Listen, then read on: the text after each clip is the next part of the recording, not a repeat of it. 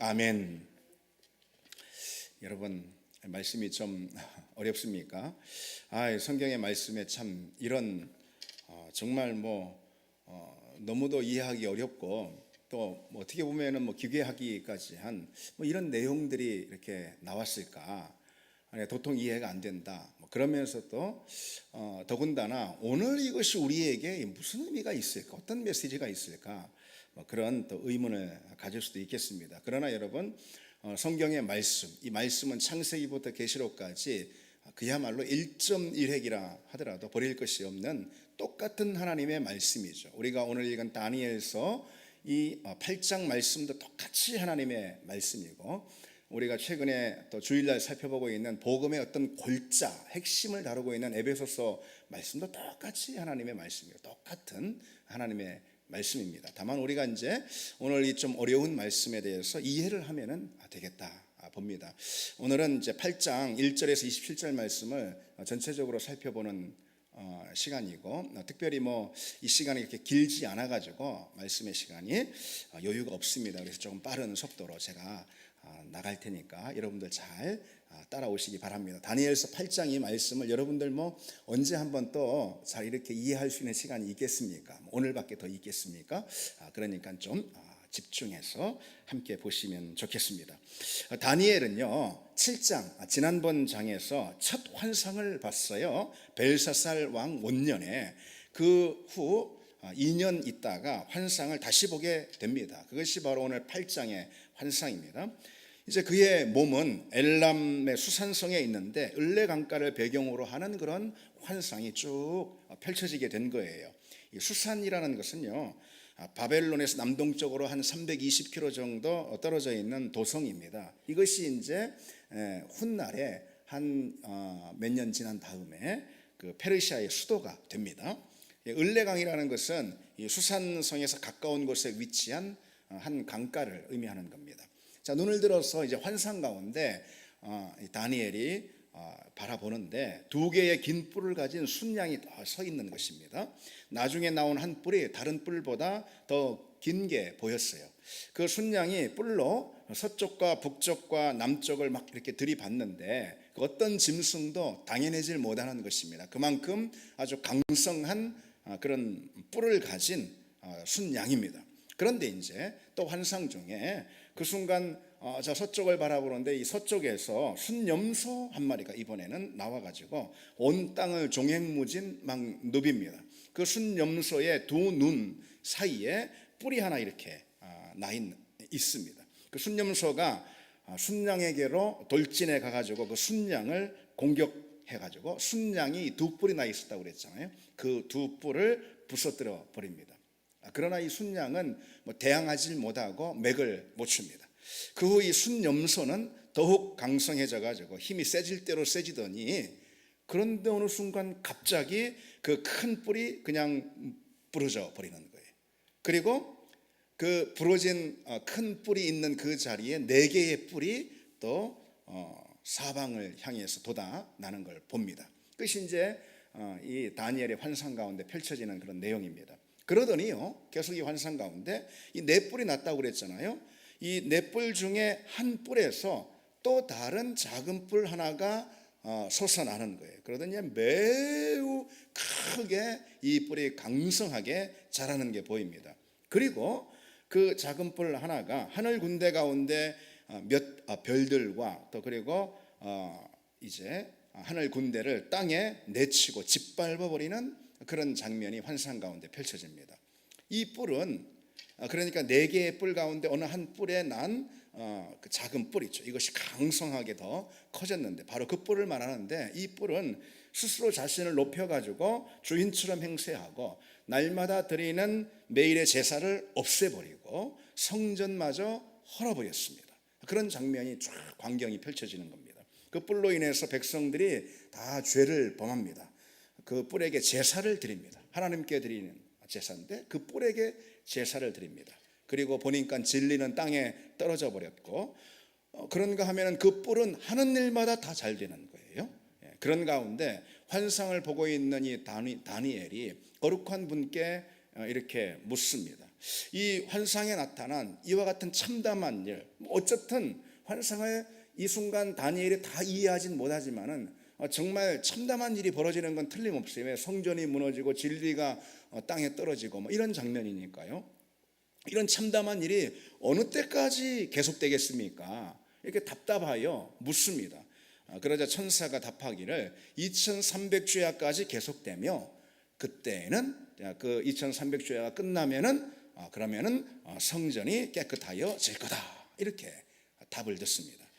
이제 그 후에 사람의 모습을 한 어떤 한 분이 다니엘 앞에 나타나 가지고 천사 가브리엘을 향해서 명령을 합니다. 가브리엘아, 내가 다니엘이 본 이 환상을 다니엘로 하여금 깨닫게 해라, 이렇게요. 이제 환상에 대한 해석을 듣게 되는 거죠. 우리가 이제 읽진 않았지만은 15절부터 마지막 27절까지 그 내용이 나옵니다. 그러자 이제 가브리엘이 다니엘에게 환상을 해석해 주는 그런 대목이 나오죠. 그러니까 이 환상은 세상 끝날에 관한 것이다 라고 이렇게 말을 하면서 해석을 해줍니다. 내가 본 두 뿔 달린 이 순양은 메데와 페르시아 왕들을 가리키는 것이다. 순염소는 헬라의 왕이고 그 눈 사이에 있는 큰 뿔은 그 헬라의 첫 번째 왕을 상징하는 것이다. 근데 그 뿔이 부러지고 그 자리에 4개의 뿔이 돋았다라는 것은 그 나라가 갈라져서 내 나라가 되는 것을 뜻한다. 내 나라가 다스리는 이 마지막 때가 되면은 죄를 범하는 사람들이 막 도처에 많이 생길 것인데 그때에 한 다른 왕이 나타나게 될 것이다. 그가 마음먹은 대로 막 다 파괴해버리고 특별히 하나님의 백성들을 짓밟아버리고 성전을 파괴해 버릴 것이다. 그러나 그 일이, 그러니까 그 뿔이 하는 그 일이 날마다 잘 될 것이다, 이렇게. 그때 거룩한 백성들은 멸절을 당하고 이 작은 뿔은 만왕의 왕인 하나님을 대항하여 일어날 것이다. 이런 해석을 이제 가브리엘이 다니엘에게 보여줍니다. 자, 여기까지가 여러분 오늘 본문에 이 다니엘이 본 환상의 내용과 그 해석에 대해서 제가 이제 간략하게 요약해서 말씀을 드린 것입니다. 다니엘이 여러분 이 환상을 본 때에는 바벨론 제국의 끝자락인 벨사살 왕이 재위하던 그 3년째, 그러니까 주전 548년을 가리키는 것입니다. 그때 이 환상을 봤어요. 이 환상을 그냥 연대기적으로 이렇게 이해하자면 이 환상이 포함하고 있는 연대가 언제냐면은 페르시아 제국, 그리고 또 알렉산더 대왕이 일으킨 헬라 제국, 그 헬라 제국에서 네 나라가 이렇게 갈라져서 분할되거든요. 그 네 나라 가운데 셀루키즈라는 그런 나라가 있습니다. 그 셀루키즈까지, 그 왕국까지 포함을 하는 것입니다. 그렇다면은 오늘 본문의 이 환상은 대략 다니엘의 시점에서 다니엘이 살고 있던 그 시기로부터 언제까지 말하는 것이냐면은 다니엘이 살았던 그때로부터 한 350년까지의 미래, 다니엘의 입장에서 보자면 다니엘로부터 한 350년까지의 그 미래, 그것을 담고 있는 것이죠. 우리가 보자면 이제 다 과거의 역사인데 바로 그런 미래의 상황들을 다니엘에게 환상 가운데 보여준 그런 말씀입니다. 환상 중에 등장하는 이 순양은 페르시아 제국을 말한다고 말씀을 드렸죠. 특히 이 순양의 뿔이 둘이에요. 그것은 메데와 페르시아를 각각 가르치는 것인데요. 그중 나중에 나온 뿔이 더 길고 강성했다고 그랬어요. 왜냐하면 메데가 먼저 강성했었는데 나중에 나온 페르시아가 메데를 합병해 버리고 그게 페르시아 제국, 우리가 아는 그 페르시아 제국이 되는 것을 말해주는 것입니다. 다니엘은 이 페르시아 제국을 상징하는 순양이 당할 짐승이 없을 만큼 막 파괴적인 일을 행하는 그런 것을 환상 가운데 보게 되었어요. 그리고 저 서쪽에서 이어서 염소가 하나 나오는데 뿔이 하나 달린 염소가 나오는 것을 봅니다. 이것은 알렉산더 대왕이 일으킨 헬라 제국을 말하는 것입니다. 환상을 보면은 이 순염소가 서쪽에서부터 신속히 돌격을 하는 그런 내용이 기록되어 있는데 5절에 온 지면에 두루다니며 땅에 닿지 아니하며 이런 말씀으로 보아서 이게 이제 역사적 상황과 딱 일치를 하죠. 알렉산더는 주전 334년에 페르시아 제국을 완전히 단 몇 년 사이에 그냥 정복을 해 버립니다. 그리고 또 그 이후로 단 6년 만에 유럽에서 인도까지 이르는 거대한 대제국인 헬라 제국을 건설합니다. 그 거대한 대제국을 건설하는데 단 10년밖에 걸리지 않았죠. 특히 알렉산더의 군대는 발이 아주 매우 빨라가지고 땅에 닿지 않을 정도로, 오늘 다니엘의 환상에서 보듯이 그 정도로 파죽지세로 동쪽의 여러 나라들을 정복해 나갔습니다. 그런데 이제 환상에서 그 큰 뿔이 꺾이고 마는 거죠. 그러니까 이 숫염소에서 난 이 큰 뿔은 바로 알렉산더 대왕을 말하는 거예요. 알렉산더가 어느 날 갑자기 죽고 말잖아요. 전쟁을 나가가지고. 이어서 그 뿔이 꺾이고 그 큰 뿔 대신 4개의 다른 뿔이 사방으로 나왔어요. 이것은 헬라 제국이 4개의 나라로 분할되는 것을 말하는 것입니다. 실제로도 그랬죠. 다니엘이 본 환상 그대로 이루어졌습니다. 그래서 참 진짜 하나님의 말씀은 틀림이 없다. 틀림이 없다. 그것을 우리가 알 수가 있습니다. 실제로 알렉산더가 이룬 헬라 제국은 그 후계도 정하지 못한 채 이 알렉산더가 죽는 바람에요 4개의 왕국으로 분할이 됩니다. 그 중에 우리가 특히 성경의 역사 가운데 기억해야 될 것은 동쪽의 시리아 지역을 차지한 셀레쿠스, 아까 말씀드린 그 나라, 그리고 또 남쪽 이집트 지역을 전체적으로 다 차지한 포톨레마이오스 왕국이라는 그런 두 나라입니다. 근데 이제 이 당시에 유다 같은 경우는 뭐 어차피 여기 속하든 저기 속하든 헬라에 속하든 뭐 바벨론에 속하든 페르시아에 속하든 다 속국이었거든요. 유다 땅은. 근데 이 당시에 처음에는 포톨레마이오스의 수중에 딱 들어갑니다. 그러다가 나중에 셀레우코스의 지배를 받게 됩니다. 본문의 환상에서요, 여러분, 참 여러분들이 처음 보는 대목이라 이게 이제 금방 정리가 안 될 수 있는데 제가 어쨌든 대략 요약해서 정리를 해드렸습니다. 말씀을 오늘 이제 다니엘서 8장을 조금 더 깊이 또 보시길 원하시면은 이 말씀을 설교를 다시 한번 들으시면서 말씀을 한번 읽어보시기 바랍니다. 어쨌든 오늘 본문의 이 환상 가운데서 가장 주목해 봐야 할 장면은 바로 이겁니다. 뭐냐면은 숫염소에 4뿔이 있다고 그랬잖아요. 처음 뿔 하나 그게 꺾여버리고 거기에 4개의 뿔이 나왔는데 그 4뿔 중에 한 뿔에서 또 다른 작은 뿔이 나왔다고 그랬어요. 그것이 굉장히 커졌다 그랬습니다. 바로 그 대목이 오늘 다니엘 8장에서 가장 중요한 대목이라 말할 수 있어요. 이 뿔이 어떤 일을 행하는가 그걸 보면은 알 수 있습니다. 이게 이제 9절로 12절의 내용이거든요. 여러분 다시 9절로 12절 말씀을 한번 보실까요? 그중 한 뿔에서 또 작은 뿔 하나가 나서 남쪽과 동쪽과 또 영화로운 땅을 향하여 심히 커지더니 그것이 하늘 군대에 미칠 만큼 커져서 그 군대와 별들 중 몇을 땅에 떨어뜨리고 그것들을 짓밟고 또 스스로 높아져서 군대의 주제를 대적하며 그에게 매일 드리는 제사를 없애버렸고 그의 성소를 헐었으며 그의 악으로 말미암아 백성이 매일 드리는 제사가 넘긴 바 되었고 그것이 또 진리를 땅에 던지며 자의로 행하여 형통하였더라 그랬어요. 이 작은 뿔은요 분할된 헬라 제국 가운데 하나인 셀루쿠스 왕국의 어느 한 악명 높은 통치자를 뜻하는 것입니다. 이것에 대해서는 어떤 성경학자들도 역사학자들도 이견이 없어요. 바로 안티오코스 4세를 말합니다. 안티오코스 4세는 자기 자신을 가리켜서 스스로 에피파네스는 신의 현현, 내가 신이다 뭐 이런 거예요. 그렇게 스스로 칭했습니다. 안티오코스 에피파네스라고 그렇게 말합니다. 그리고는 주전 175년부터 163년에 이르기까지 유다 땅에서 특별히 온갖 전횡을 일삼았던 그런 인물입니다.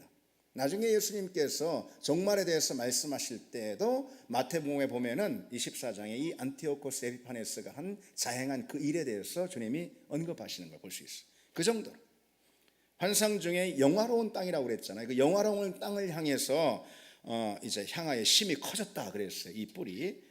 이 뿔은 안티오코스 에피파네스를 말하는 것인데 영화로운 땅은 유대의 예루살렘을 당연히 의미하는 거겠죠. 그러니까 이 작은 뿔이 예루살렘을 공격하고 성전을 무너뜨린 그 사건을 말하는 것입니다. 이 작은 뿔이 하늘 군대를 공격하고 몇몇 별들을 떨어뜨렸다고 되어 있는데, 이것은 이스라엘의 제사장이나 레위 지파나 하나님을 예배하는 그런 사람들을 그렇게 공격하고 사륙했다라는 것을 또 말하는 겁니다.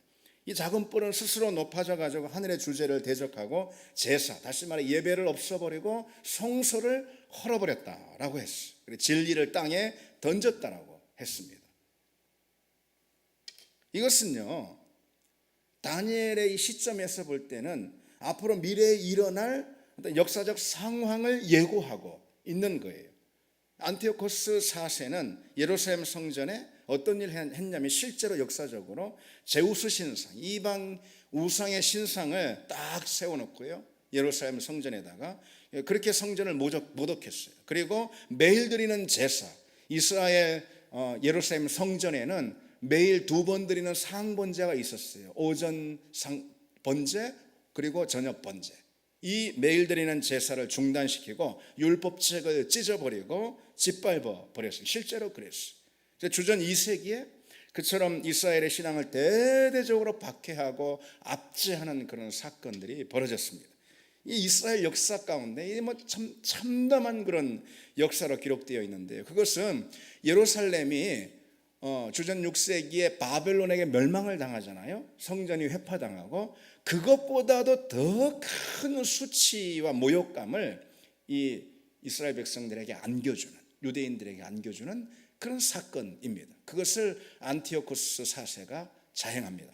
그와 같은 환상을 보고 있더니 다니엘이 보니까 너무 마음이 힘들고 너무 답답한 거예요. 너무 괴로운 거예요.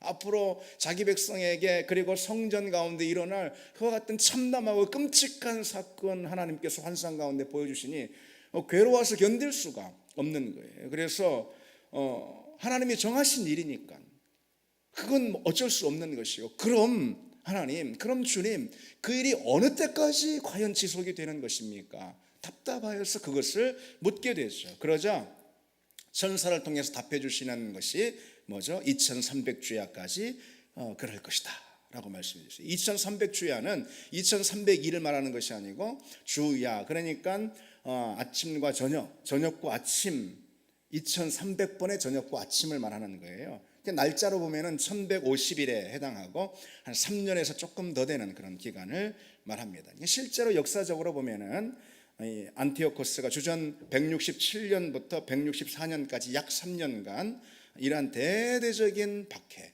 대대적인 성전 모독 사건을 일으키게 됩니다. 다니엘은 환상을 보는 가운데 이런 말을 연거푸 2번 들었어요. 제가 이렇게 오늘 간략하게 말씀드렸던 이런 환상의 내용 있죠. 이 환상의 내용을 이제 본 다음에 천사로부터 이런 이야기, 가브리엘로부터 이런 이야기를 2번 연거푸 뒀습니다. 17절 보시면은, 이 환상은 정한 때 끝에 관한 것이다. 그리고요 19절에도 이 환상은 정한 때 끝에 관한 것임이라. 그렇죠.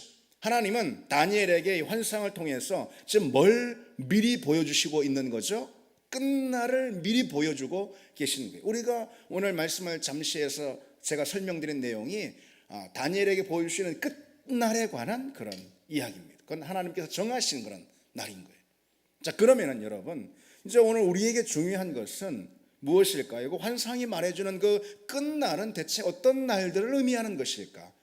이것이 오늘 우리에게 중요한 내용이겠죠. 그건 3가지로 해석해 볼 수가 있습니다. 이 끝날은 어떤 날인가? 첫 번째로 이 본문이 가르치는 이 끝은 1차적인 의미로는 제가 말씀드렸듯이 안티오코스 4세가 이스라엘의 신앙을 대대적으로 박해했던 바로 그 날들을 의미하는 거예요. 그 다음에 이 안티오코스 4세는 몰락하게 되고 그 후 성전이 회복되는, 정결하게 되는, 하나님 약속하신 그대로 그런 일들이 실제로 일어났어요. 그게 하나님께서 이 당시 이스라엘 백성들에게 말씀해주고 계시는 끝날인 것이, 미리 보여주고 있는 끝날입니다. 그러나 그처럼 연대기적인 의미만 있는 것이 아니에요. 이 끝날의 2번째 의미는 가장 중요한 것이죠. 그리스도께서 다시 오시는 마지막 때를 의미하기도 하는 겁니다. 마침내 세상의 역사가 파국을 맞고 그리스도께서 재림하시는 그 끝날, 예. 그리고 끝날에 이르게 되는 그 시점들, 그 종말의 시점들, 그걸 말하는 것입니다. 그 날은 하나님이 정하신 날이기 때문에 반드시 온다. 반드시 온다라는 거죠. 왜 여러분? 다니엘의 환상 가운데 보여주신 이 미래의 역사적 정황들, 이것이 그대로 펼쳐졌지 않습니까? 역사가 보여주고 있는 거죠. 그처럼 이 끝날은 주님께서 당신의 입술로 직접, 그리스도의 입술로 직접 말씀해 주시고 약속하신 이 재림을 의미하는 것이고, 그렇다면은 그날은 반드시 우리에게 오는 것이죠. 자, 그런데 그것만 말하는 것이 아니고요, 이렇게 연대기적으로 또는 아니면은 정말 그리스도께서 재림하시는 그 마지막 때, 그 끝날, 그것만 말하는 것은 아니고요, 이 본문에서 의미하는 끝날은 우리의 믿음이 벼랑 끝에 서는 그런 날들을 의미하기도 합니다. 우리의 믿음이 벼랑 끝에 서고요, 하나님의 교회가 벼랑 끝에 서는 그런 날들을 말하는 거예요. 믿음이 큰 시련을 맞고 믿음을 가진 우리가 정말 엄청난 큰 시험과 환난을 당하는 그런 때가 바로 끝날인 거예요. 이 끝날은 따라서 개인적으로 올 수도 있는 것이고, 교회나 아니면 더 넓은 범주 가운데 이 끝날이 닥칠 수가 있는 것입니다. 주전 167년에 아까 말씀드렸듯이 안티오코스 4세가 예루살렘 성전에 제우스 신상을 세우고 부정한 짐승인 돼지고기를 거기다 제단에 딱 올려놓는 이때야말로 이 당시 유대인들에게는 정말 끝날인 거예요. 그것은 정말 끝날인 거예요. 이것은 다니엘의 환상 가운데 보여주신 그 끝날인 것이죠. 참담한 날. 그러나 하나님의 구원을 그 자리에서 소망할 수 있는 그런 날인 것입니다. 또 한편 초대교회 시절 역시 마찬가지겠죠. 엄청난 정말 피바람이 부는 그런 박해가 있었고, 그 모진 박해 가운데 많은 동료 성도들이 죽고 또 지하로 숨어들어 내려가기도 하고, 그런가 하면은 또 안타깝게도 많은 배교하는 그런 그리스도인들이 또 막 생기기도 하고, 여러분 당시 성도들, 초대교회 성도들에게는 바로 그 날이 끝날인 거예요. 다니엘의 환상을 통해 보여주신 끝날이 바로 그런 날인 거예요. 그처럼 끝날은요, 악이 팽창할 대로 팽창한 그런 때인 거예요. 어둠의 권세가 하나님을 대적하고 진리로 회방하고 하나님의 백성들을 괴롭히는 그런 때인 거예요. 악이 활개를 치고 어둠의 권세가 승리하는 것처럼, 마치 승리하는 것처럼 보이는 그런 때가 이 끝날인 거예요. 그러한 때는 개인적으로도 올 수 있는 것이고, 그리고 교회적으로도 올 수 있는 거예요. 그런 가운데 수많은 사람들이 믿음에서 떨어져 나가고 배교하는 일들이 무수히 많이 생깁니다. 그처럼 끝날은요, 우리가 벼랑 끝에 서는 그런 날을 말하는 거예요. 우리 신앙이 심한 시련과 시험과 유혹 그 끝에 서 있는 그런 날들을 말하는 겁니다. 우리 믿음이 큰 환난에 직면해서 충성이냐 아니면 배교냐 이렇게 나뉘는 그런 시기, 바로 끝날인 거예요. 우리의 신앙이 큰 시험에 마주해가지고 인내로 견디냐 아니면 그냥 중도 하차해버리냐, 그것을 결정짓는 그런 시기, 바로 끝날인 것입니다. 우리의 신앙이 온갖 유혹과 미혹 가운데 내 신앙이 참이 되느냐 거짓이 되어버리냐 이것을 가르는 그런 시기가 바로 이 끝날입니다. 그런 끝날은 역사의 시점, 어느 시점 가운데 반복될 수 있고, 그리고 또 개인적으로 내 인생 어느 시점 가운데 반복될 수가 있는 거예요. 지금 현재 그 끝날과 많이 닮아 있는 경우가 있을 수 있겠죠.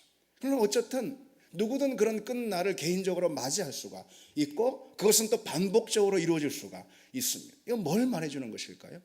우리 신앙을 이렇게 첨예하게 내가 참된 성도인가 아니면 거짓 가짜인가, 아니면 내가 인내로 내 믿음을 지킬 수 있는 그 충성스러운 삶이 될 수 있을까? 그렇지 않으면 내 믿음이 완전히 중도 포기, 배교의 믿음이 될 수 있을까를 가르는 그런 끝날, 그런 절벽 벼랑 끝에 우리 믿음이 서게 되는 때가 있다라는 걸 말해주는 거죠. 그저 그냥 우리 신앙에 늘 숨쉬듯이 편안하게 지나가는 그런 때만 있는 것이 아니라는 거예요. 불같은 시험으로 우리 믿음이 시험에 놓여 있는, 그래서 우리 믿음이 나락으로 떨어져 버릴 수도 있고, 아니면 반대로 견고하게 설 수 있고, 이런 것들이 늘 검증에 오르는, 시험에 오르는 그런 시기가 우리 믿음의 자리 가운데 늘 있을 수가 있다는 것입니다. 그럼 그런 끝날에는 여러분 특별히 어떤 일들이 일어날까요? 9절에서 12절 다시 보시면은 하나님을 대적하는 세력들이 일어나요. 그 끝날에. 그리고 그 세력이 성소를 헐어버리고 예배를 없애버립니다. 그리고 진리를 땅에 던져버려요. 그러자 신앙을 떠나는 사람들이 막 속출하는 거예요. 여러분, 이것이 꼭 어떤 전반적인 어떤 세상의 현상으로만 볼 건 아니에요. 내 개인적으로 봤어도 내가 내 신앙의 끝자락에 서는 그런 날들, 그래서 내 믿음을 헐어버리는 어떤 세력, 이건 뭐 세상적으로 볼 때 큰 세력 아니더라도 말이죠. 내 개인적으로 봤어, 내 믿음을 헐어버리는 어떤 세력들이 등장하고 일어날 수가 있어요. 그래서 내 믿음의 자리에서 성소를 헐어버리고 예배를 없애버리고 진리를 땅에 던져버리고, 그래서 내가 결국은 주님을 떠나게 하는 그런 시련의 순간들, 바로 그때를 말하는 것입니다. 여기서 우리가 이제 분명히 하나 알 수 있는 거, 이 끝날에 일어날 특별한 이런 일들을 우리가 주목해 본다면은 우리가 분명한 사실 하나를 발견할 수가 있죠. 뭘까요? 이 신앙의 위기라는 것은 예배의 위기와 함께 온다. 이걸 명확하게 오늘 본문이 우리에게 가르쳐 주고 있어요. 그리고 신앙의 위기라는 것은 진리의 말씀이 공격을 당할 때 온다. 그러니까 매일 드리는 예배를 없애버렸다고 그랬잖아요. 그렇죠? 그리고 진리를 땅에 던져서 짓밟아 버렸다고 그랬어요. 개인적으로도 그렇고 교회적으로도 그렇습니다. 마귀는 우리 믿음을 넘어뜨리고 멸절시키기 위해서 여러분 먼저 예배와 말씀을 공격한다라는 거, 이것은 뭐 주지의 사실이죠. 하여튼 예배가 무너지고 말씀에서 우리가 멀어지면은 그러면은 그 믿음은 무너지게 돼 있어요. 그 시간 문제입니다. 그 교회는 반드시 무너지게 돼 있습니다. 역사적으로 볼 때 박해의 시기에는 꼭 예배와 말씀이 거센 공격을 받았습니다. 그러자 배교자가 속출하게 되고 많은 사람들이 신앙에서 떠났어요. 그런데 마귀는 그처럼 꼭 어떤 물리적인 박해로만 우리를 예배와 말씀에서 멀어지게 하는 것은 아니라는 사실을 알아야 합니다. 세속의 물결들, 아니면 거짓의 유혹들, 그리고 그런 것으로 인해 나에게 파고든 영적인 어떤 게으름들, 바로 그런 것을 이용해서 우리로 하여금 예배와 말씀, 그 두 재단에서 멀어지게 만드는 거죠. 그 믿음이 무너지는 것은 시간 문제인 거죠. 지금이 딱 그런 시기가 아닌가라는 생각을 해볼 수가 있습니다. 지지난주 제가 이제 보건복지부 2주 됐는데요. 보건복지부에서 발표한 자료를 봤습니다. 근데 정말 깜짝 놀랐습니다. 충격을 받았어요. 그 자료에 의하면은 보건복지부가 정부와 지자체 점검 인원 수천 명을 동원해 가지고선요, 정부에서 진행을 한 거죠. 교회 16,403개에 대한 실태 조사를 했습니다. 그 중에 우리처럼 이렇게 이제 현장 예배를 드리고 있는 곳이 13,355개 교회였고, 그냥 완전히 비대면으로만, 전적으로 비대면으로만 예배를 드리는 곳은 351개였어요. 그런데 중요한 것은요, 아예 예배를 실행하지 않는 그런 곳도 있었어요. 2,693개 교회나 아예 예배를 아예 안 드리는, 그냥 교회 문을 닫은 거예요. 그러니까 한 교회 대비 16%가 바로 그랬습니다. 한국 교회가 한 6만 개 교회가 된다라고 그렇게 보통 잡고 있는데, 그렇게 볼 때 9,600개에서 거의 1만 개의 교회가 말하자면 지금 문을 닫았다, 그렇게 볼 수 있는 거예요. 1년 한 8개월, 9개월, 한 10개월 됐나요 지금? 2년 가까이 됐나요? 1년, 2년 이 사이에 9,600에서 1만 개의 교회가 다 문을 닫고 없어져 버린 것입니다. 정말 참담하고 정말 충격적인 것이죠. 물론 좀 어느 정도 예상을 했으면 많은 교회들이 지금 저는 또 실제로 많이 듣고 있거든요. 제 동료 목회자들에게 어느 정도 예상을 했지만 이 정도일 정말 몰랐습니다. 정말 충격적이었습니다. 예배에 어려움이 닥치고 예배의 위기가 오니까 정말 수많은 교회가 실제로 이렇게 무너지고 있고, 그 안에 속한 수많은 성도들, 그래서 어느 교회 단체는 한 100만 명에 이를 것이다, 9,600에서 10,000개 교회니까 한 100만 명에 이르지 않을까, 많이 잡아서 그렇게 보고 있어요. 그런 많은 그리스도인들이 다 한순간에 사라져버리는 것입니다. 물론 영상으로 예배를 드리는 성도들이 있습니다. 그러나 2년이나 다 돼가는 그런 오랜 기간 동안에 영상 예배를 통해서 과연 그 믿음을 유지하고 있는 성도들이 몇이나 될까? 그렇죠. 그래서 뭐 다른 이야기보다도 이 시간에 우리는 이 사실을 통해서 무엇을 알아야 하겠습니까? 마귀는 하여튼 무슨 이유를 삼아서라도, 뭐 그게 이유가 뭐든 어떤 이유를 삼아서라도 예배를 막습니다. 다니엘서의 오늘 성경 말씀을 통해서, 그리고 또 우리가 우리 현실, 우리 삶의 자리에서 직접 보는 바 그대로, 이것이 우리에게 말해주는 것은 뭐냐? 마귀는 하여간 예배를 막는다, 말씀이 시들게 한다, 그겁니다. 그러면은 믿음이 무너지는 것은 시간 문제니까요. 우리는 그래서 여러분, 어떤 방법이라도, 모든 유익한 방법들을 하여튼 다 동원해서 우리는 어쨌거나 영적 재단을 지켜야 하는 것은 틀림없는 사실입니다. 영적 재단을 지켜야 합니다. 모든 것이 닫힌 이 엄혹한 시기이지만, 그럼에도 우리는 더욱 예배를 사모하고 말씀을 사모하고 할 수 있는 한 하여튼 이렇게 모여서 우리가 함께 기도하고, 여러분 그래야 합니다. 뭐 누구 위해서 그런 게 아니에요. 이것이 우리 자신을 위해서, 내 영적 생명을 지키기 위해서 그러는 것입니다. 그래서 뭐 그런 거에 반하는 어떤 무슨 간교하고 거짓된 그런 말들이 있습니다. 뭐 교회 지도자들 가운데도 그런 여러분 말 절대 듣지 마시기 바랍니다. 아주 간교하고 거짓된 소리들일 뿐입니다. 이 시련의 터널이 끝날 날이 있을 것입니다. 오늘 본문에도 말씀하고 있어요. 이 시련의 터널이 끝난 후에 하나님이 마귀에게 가하시는 대대적인 반격이 있다는 거예요. 그 반격에 우리도 함께 참여해야 하지 않겠습니까? 그때까지 우리가 우리 믿음을 인내로 지켜낼 때 하나님께서 그 시련의 끝에 대대적인 반격을 마귀의 세력에 가하시는데 우리가 하나님의 군대로 참여할 수가 있는 거예요. 오늘 다니엘의 환상에 2300주야 후에 결국은 성전이 깨끗하게 된다라고 말씀하고 있어요. 어려움과 환난은 반드시 끝난다, 끝이 있다, 그걸 말해주는 거예요. 그리고 하나님께서 어려움과 시련의 터널은 정한 때로 딱 정해 놓으셨다. 이게 그냥 주구장창 이어지지 않는다라는 거예요. 반드시 끝난다, 이것이죠. 중요한 건 그때까지 우리가 하여튼 모든 힘을 쏟아서, 모든 지혜를 다해서 우리 영적 재단을 지키고 인내하는 믿음을 가져야 합니다. 그러면은 하나님이 행하시는 그 영적인 대반격에 우리가 참여할 수 있고, 그리고 그 이후에 우리에게 하나님의 자녀들에게 주어지는 큰 부흥의 파도, 시련만 있는 게 아닙니다. 엄혹한 시절만 있는 것이 아닙니다. 하나님께서 끝내시고, 그리고 그 이후에는 큰 부흥의 파도를 새롭게 또 일으키십니다. 우리가 그 부흥의 파도를 우리가 탈 수 있는 그런 은혜로, 우리가 그런 은혜를 소망 가운데로 기대해야지 않겠습니까? 여러분, 지금 여러 가지는 어렵지만은 이제 곧 바람이 붑니다. 저는 그런 기도를 요즘 하고 있습니다. 이제 곧 바람이 붑니다. 은혜의 바람이 이제 곧 불고 부흥의 바람이, 회복의 바람이 불 것이에요. 우리가 그때가 되면 기도의 날개를 펴고 믿음의 날개를 더 크게 펼 수 있을 줄 믿습니다. 그때를 소망하며 인내로 우리 영적인 재단을 쌓아가길 바랍니다. 우리 같이 찬양 드리고